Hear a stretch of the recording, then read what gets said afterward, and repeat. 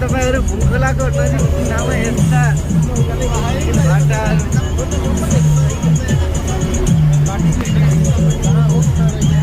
र हाम्रो यहाँ भ्रमण सहभागी हाम्रो हाकिम साहबको नेतृत्वमा हाम्रो अब सरहरू हुनुहुन्छ यहाँ पछाडि पनि हामी देख्न सक्छौँ।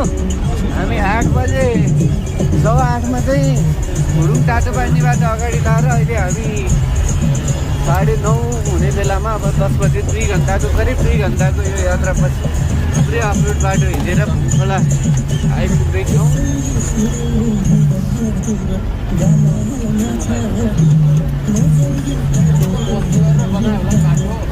निकै कष्टकर बाटाहरू छन्। यो हामीले अनुमान लाउनै सकेका छैनौँ कि यो बाटो खन्दा कति कष्ट भएको होला, कति खर्च भएको होला, कति जोखिम भएको होला। तलहरूको छोरा छ, माथि यस्ता बाटाहरू छ। एकदमै निकै जोखिमपूर्ण बाटाहरू, तर सहज तरिकाले हामीलाई चाहिँ हाम्रो दाइले एकदम पुर्याउनु भएको छ। तपाईँहरू पनि यहाँ घुम्न आउँदा दाइलाई एकदम सम्झनु होला। दाइको नाम के हो रे? होमबहादुर बिका।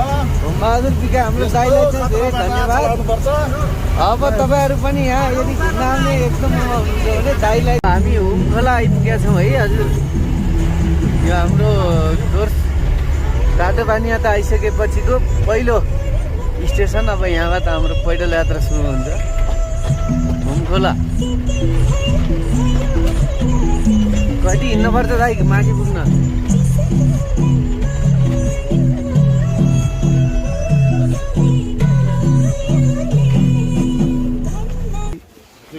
यहाँ हामी यो गाडीबाट झरिसकेका छौँ। यहाँ एकदमै सबैजना एक्साइटेड हुनुहुन्छ यो यात्राका लागि।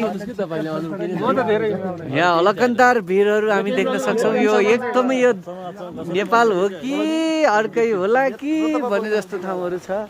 हामीसँग मानबहादुर ओलीजी केही एक शब्द नगर्दै आफ्नो कुरा। पहिलो चरणको गाडीको यात्रा सफल भएको छ।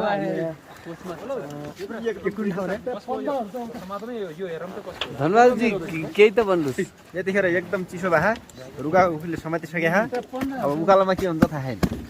यो यात्रामा सरले केही त भन्नुहोस्।